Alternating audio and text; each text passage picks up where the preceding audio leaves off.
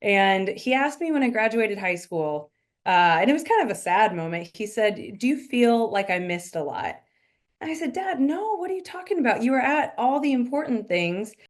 You're tuned in to the Ross Tucker Football Podcast, guiding your gridiron journey, none other than your host, former NFL lineman, Ross Tucker.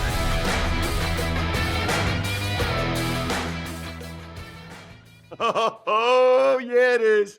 But it's not just any Ross Tucker Football Podcast. It is a Wisdom Wednesday, presented, of course, as always, by DraftKings. DraftKings, the crown is yours. Got some coaching news to get to. The wisdom today will come from the awesome Olivia Harlan Dekker, who does a terrific job for Westwood One and Sky Sports. Got a chance to work with her over the weekend. She is so good at what she does on the sideline. I should mention, by the way, not only are we 2 days away from me announcing new winners, someone that just in some way engages with @RossTuckerPod on social media, especially a comment, reply, or quote post, or takes advantage of any of our awesome sponsors. Just use the code Ross on the Game Time app. Go to westshorehome.com/Ross to get a free estimate. Heck, you can, of course, do the code Ross at DraftKings always. If you ever do any of those, make sure you send me the email, ross@rosstucker.com. I want you to be the winner. Speaking of winners, Jack, finally got home last night from theater practice, picking up my daughter. Everybody that I owed an autograph to. So it's any of the previous winners, as well as anybody that's ever bought a story for a loved one at myfrontpagestory.com and forwarded me the confirmation. You're all, if you haven't gotten them yet, you're all getting your autographs or your shout outs today. Austin Hooper, Nathan Roberts, Jill Tomasian, Ben Sampson. I mean, I'm not going to go through all of them, but it's a lot. Doug Wickstead, Ash Armstrong, Derek Sindelar. I mean, there's a lot more than that.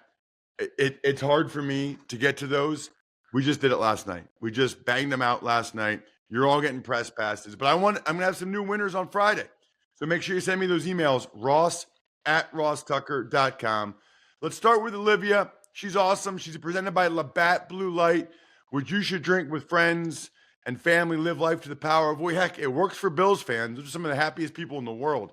Always enjoy responsibly. Beer, Labatt USA, Buffalo, New York. The Big Show.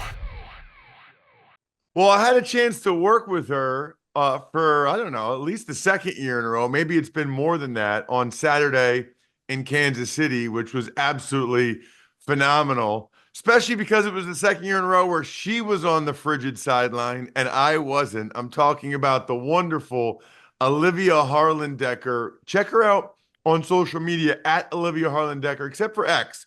X is just Olivia Dekker. And yes, I think most of you probably know, but maybe not.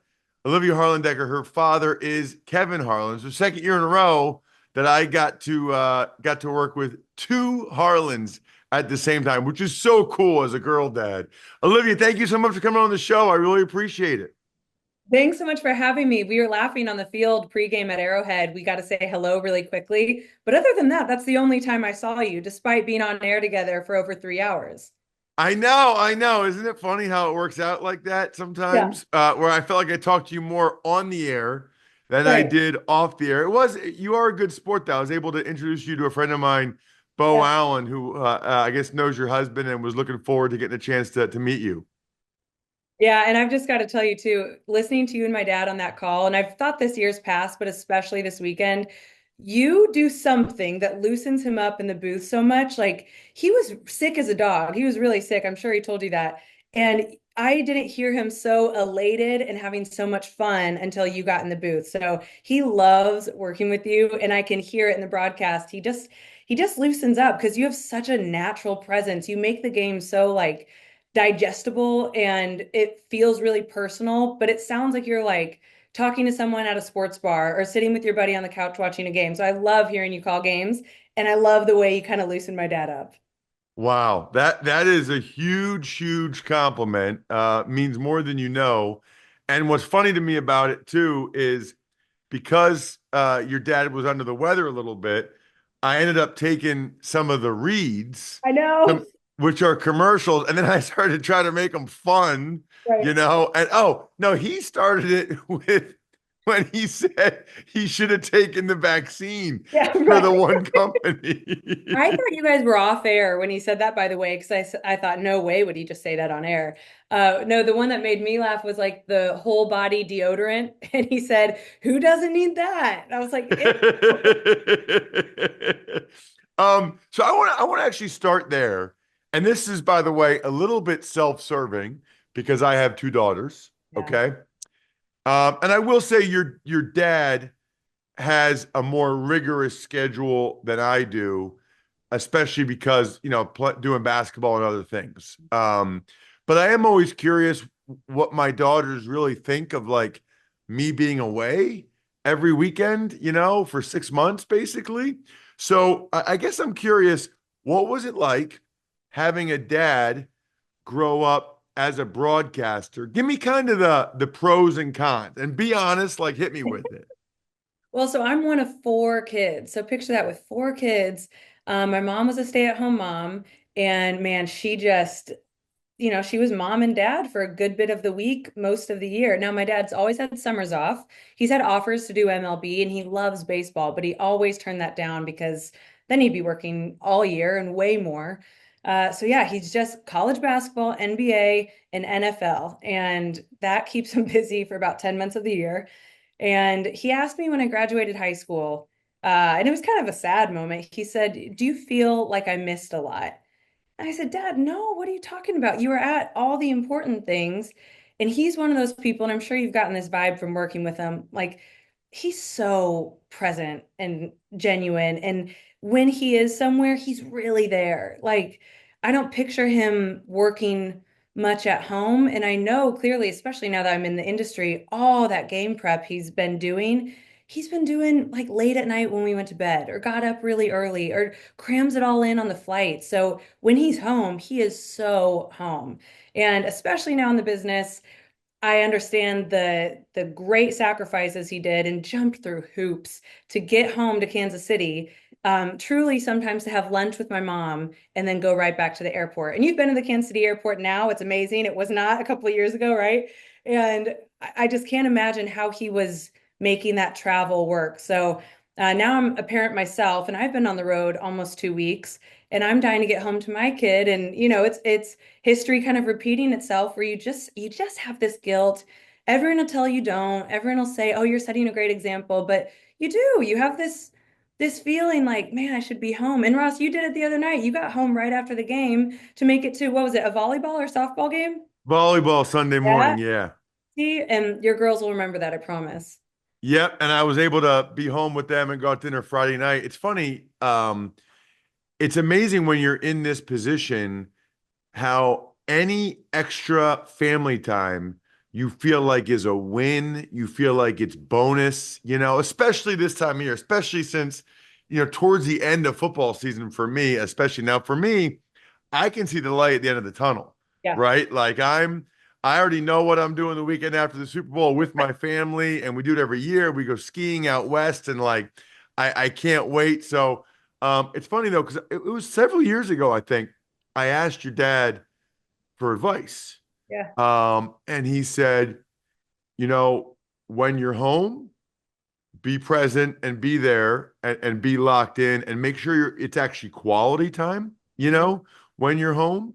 And then he also told me that he said there were times where he would fly home just to like put you guys to bed Right. and then be there when you woke up the next morning, and then he would fly to the next place or whatever. And so that's actually a really interesting balance because there are times when that is not convenient. Like that is not the best way to go about it from an efficiency standpoint. So that's something I actually balance now as well. And also like with assignments, I'm like, I found out that I would be on sideline for the Eagles in the NFC Championship game if they won. Yeah.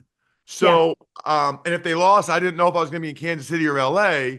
I knew I'd be on some sideline, but I mean, I felt like I was betting on the game, Olivia. I'm watching the Eagles and the Rams in the snow. I'm driving back from the volleyball, and I got the game on my phone, and it's snowing and whatever. And like, the Eagles should have scored a touchdown, they didn't. And I'm like, my wife's like, why are you so I'm like, this makes a big difference in my life. Like this totally changes my entire weekend. Plus, I have, kind of there's certain media things I do only when during the Eagles season, right? So like there's like financial things too. But yes, I like it really becomes a big thing in your life. Well, and you got to pick your spots too. And, now my dad's in his mid 60s, and my mom begs him, do not take that red eye. Just get in your bed in your hotel, fly in the morning, we'll be fine. And if he's on the West Coast, man, he always tries to catch the red eye. He'll land in Chicago at like 3, 4, and then he'll get to Kansas City at like 7 or 8 a.m., having no sleep and just physically doing horrible, but you would never know it because yeah, he tries to just make those moments. So we're always telling him, Dad, slow down, don't, make the travel work for you, especially now that all four of us are grown. But man, he and my mom are absolute sweethearts, and he can't bear to be away from her. So he's always trying to get home to her. So I told him this last year after the Lion or the Dolphins game, and maybe you heard me saying it. Maybe some of that was on the air. I can't remember. But I told your mom this on Saturday. Yeah. Whatever they did with you, like what did they do for you to be the way you are? Oh, Because I literally said to him, I look at things so differently. Like you're not that much. I mean, you're like almost exactly halfway between my age and my daughter's, I think. I okay. think you're like, I think you're like almost halfway, right? Well, no, we So I got to look at do things so differently now, and it. I would be so happy if my daughters, even like when I introduced you to Bo, like I'd be so happy if my daughters carried themselves like you when they're your age. So I guess I just want to know, what did they do? Like what did your parents do to help you be the way you are? That is about as big a compliment as you can give anyone. So thank you so much. Wow, that's so nice. I kind of don't know what to say. Uh, I think it goes back kind of generationally.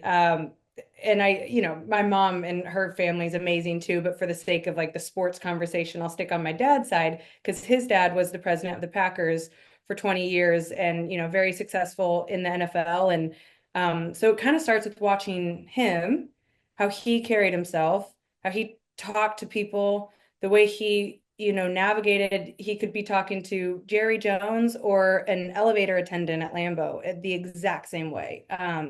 Just the way he is, just gracious, humble, kind, incredibly kind, genuine.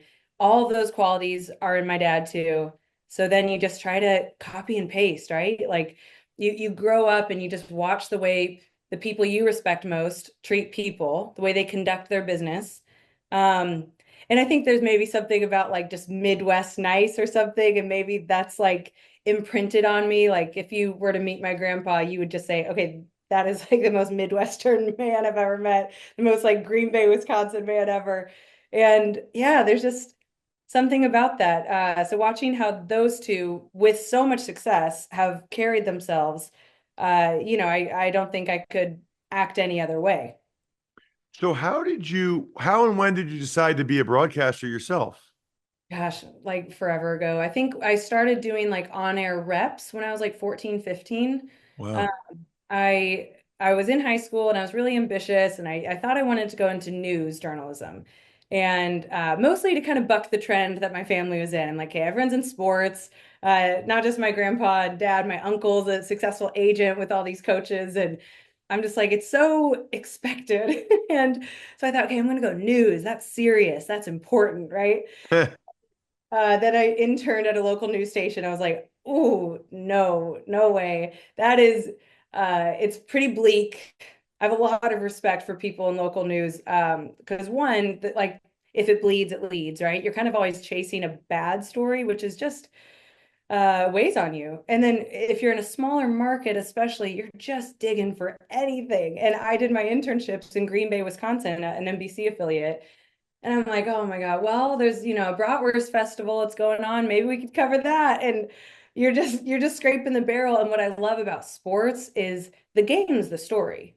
You don't have to search too hard for stories. Of course, the players have these amazing human interest stories that it seems like Super Bowl week is, the time that all of these stories really come to the surface and we beat them like a dead horse and we have all these stories.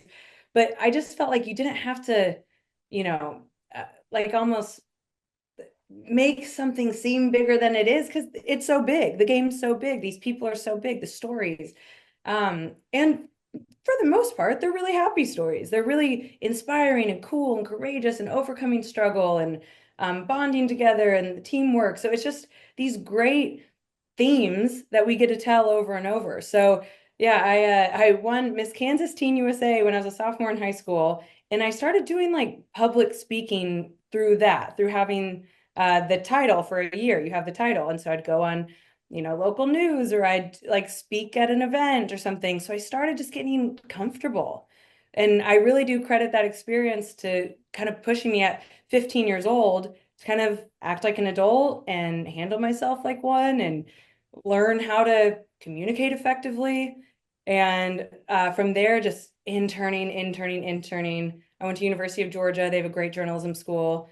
And from like the first week I stepped on campus at Georgia, I was working with the football department, the whole athletic department, but mainly kind of as a football reporter. As a freshman in college, they had an IMG property so I worked for the school's official website, and I would go to practice every day. I would set up my own camera, shoot a practice report, go back to the office, edit it, learned 3 different editing softwares, had to interview, Mark Richt at the time was our head coach, and Aaron Murray was the quarterback. We had great teams there at Georgia, and God, it's just such a good experience. From there, I went on to Atlanta, and I worked for the Atlanta Hawks in the NBA for 3 seasons. But now I'm all football, and I've been in football in the NFL for 10 years. That is awesome. And I'm guessing, because I have a bunch of international listeners, I'm guessing a bunch of people, that's probably what they know you the most from is your work on Sky Sports. I know you were on the sideline with us for Westwood One, but you covered multiple games this weekend for Sky Sports, right? Yeah, I was double dipping this weekend, and you know all about that. I mean, if you can work for multiple people at once, you're doing something right. So yeah, I did the last wild card round in Buffalo and Saturday Kansas City divisional round for Westwood One. And then I was doing pregame and postgame for Sky Sports in Kansas City. And then I caught an early morning flight, made it to Buffalo the next day to work the game last night, Ravens and Bills, for Sky Sports. So I did 3 playoff games in 7 days. And it was such a rush, such a high. And of course, sometimes the assignments, like you were saying, they don't come till later. So I didn't know I'd be working that third game until they asked me, and scramble around, try to get flights and schlepping all your stuff to the airport. I mean, this is grind season, and I know I'm not alone, and it's great to have friends in the industry because we're all feeling it. And it's the part that we look the most forward to, of course, but it's a grind. And I think everyone's kind of, from people I've been talking to at these games, at the network level, I mean, everyone misses their family, right? Everyone's like, I've been on the road so much. I don't have any friends anymore. I have no life. And I think we're in that stage, right? Well, and what's unique for you too, which is cool, is that, your husband's a professional athlete. So when you're interviewing professional athletes, you can kind of come at it from the perspective of you know what it's like for them, the ups, the downs, that part of it. For people who don't know, um, Olivia's husband is Sam Dekker, who I don't follow anything professional basketball unless the Sixers are like in the playoffs, but I do follow college hoops, and I loved those Wisconsin teams he was on with Frank the Tank. And there's something cool about seeing Sam drain a three and then come down and hammer a dunk on Right. someone. So loved his game, loved his game. But so that's also why you're living internationally, is because is Sam's playing overseas. So you feel like that, A, what's that like? And B, does that help you think, when you're interviewing players? Well, I'll tell you, he's 30 years old, and he always laughs. He played 5 years in the NBA. Now he's on his fifth year overseas, and no one will remember anything he's done professionally. People only talk to him about Wisconsin, and I think he loves it. But they lost in the national championship to Duke, and we'll be in an airport like I'm at right now, or we'll be at a restaurant, and people will come up to him and they'll always say something like, "Hey man, you won me a lot of money in 2015," or something like that, or "You lost me a lot of money in 2015." And he's like, "Oh my God, I'm going to be a 90-year-old man and people are going to be talking to me about the 2015 national championship." So no, it just shows you like the way that college hoops just kind of like sticks with you. It just, you kind of, for me anyways, and I've covered the NBA, I feel like NBA is just so much more transient. It doesn't have as much like heart and soul and whatever as college basketball. And I've seen that firsthand by the way people first thing when they find out who my husband is or something, they'll go, "Oh my God, those years in Wisconsin, back-to-back Final Fours. That's the coolest thing." Um, so it's great. And then yeah, we've been overseas 5 years. And now we're based out of Barcelona. He plays for a team called Joventut Peña, and we're loving it. We have a 2-year-old son. We've kind of gotten used to this overseas thing, and I always say to him, I don't really know what we're gonna do when our life gets normal, when you retire, and whenever I probably do something more normal, and like we're gonna get so bored after being home for a couple weeks, and I'll complain every once in a while, but I definitely love this life we're leading together, and it's made us incredibly resilient. And I was just talking with someone, I said it's made you refocus. With every move, we move so often. With every move, you end up like getting rid of stuff, and it makes you so much more detached from possessions. And I think that's just a really kind of good lesson, especially with kids. I was like, my son has like 3 toys and he's fine. Like, he's great. You just really focus on, where you're at and who you're with. And it's been a really good lesson to learn early in life when, this is a time of life everyone's building, building, building, right? And accumulating. And I feel like we're kind of like sloughing off. Like we're just really present in our careers. And exactly how you described his game in college, he's still playing at that same level. Like watching him play, and he's 30 years old, which is on the older end in basketball. But man, he's playing lights out, and it's so fun to watch him play. And I hate missing games, and I like to stream them when I'm back here in the States. But he's just a freak athlete, and he's really good at what he does. And I just like when he's on a team that he can play his game, and he's on that right now. That is awesome. Check her out on social media. As you can tell, she's lovely, fantastic. At Olivia Harlan Dekker on IG and the other ones, and then at Olivia Dekker on X. Olivia, it was awesome working with you again. Thank you so much for coming on the show. I really appreciate it. Oh, thanks, Ross. This was fun. Glad I got to catch you one more time. So you guys know I'm a big fan of the Game Time app because it's what I like to use to go to concerts, especially, or comedy shows. I can usually get tickets to a game if I'm being honest, but one of the reasons why I love looking at it, it makes me feel cool. Like the best seats, or some of the best seats for the NFC Championship game, $1,000 is one of the Game Time picks on the Game Time app. It makes me feel so cool that I'm getting paid to be there. And these other people are paying significant money. But at least with the Game Time app, you can see the all-in pricing. You can see the view from your seat, and you know you're getting the lowest price guarantee. So do what I do. This is what I use. Swear to God. Take the guesswork out of buying tickets with Game Time. Download the Game Time app, create an account, use code ROSS for $20 off your first purchase. Terms apply. Create an account and redeem code ROSS for $20 off. Download Game Time today. Last minute tickets, lowest price, guaranteed. All right, so before we get started, you need to know that playoff season's here. And the only thing better than game day predictions are the foods that come with them. Introducing Tums Fantasy Foodball Pool, brought to you by Tums, America's #1 antacid brand, and DraftKings. Each week leading up to the big game, turn football into foodball by building your best game day plate for a shot at winning a share of $40,000 in cash prizes. Inspired by game day bites and tailgate treats, join the Tums foodball action during this playoff season's most heartburn-inducing time. Visit DraftKings.com/Tums Foodball between January 6th and February 9th to enter for free and select your game day plate before the start of each playoff round. Age and eligibility restrictions apply. Void where prohibited. See terms at DraftKings.com/TumsFootball. When you feel the heat of the game, don't let heartburn keep you on the sidelines. Try Tums Chewy Bites with a tasty outer shell and soft center for fast relief of heartburn, acid ingestion, and upset stomach. Check out Tums Gummy Bites, featuring a soft and easy-to-chew format for fast relief of occasional heartburn, acid indigestion, sour stomach, and upset stomach. Both available at Amazon, Target, and other major retailers nationwide. And for more heartburn relief fun, be sure to follow Tums at Tums Official on Instagram and TikTok. One more thing I want to mention before we get to the coaching news. You guys got to check out New Heights. It's my guys, Jason and Travis Kelsey. I'm guessing most of you have already heard of the show. If you listen to this show, you've certainly heard of those guys. Not only are they hilarious and have the chemistry you would expect from brothers, but their interviews are incredible. LeBron and Will Ferrell and Bill Murray and Arnold Schwarzenegger.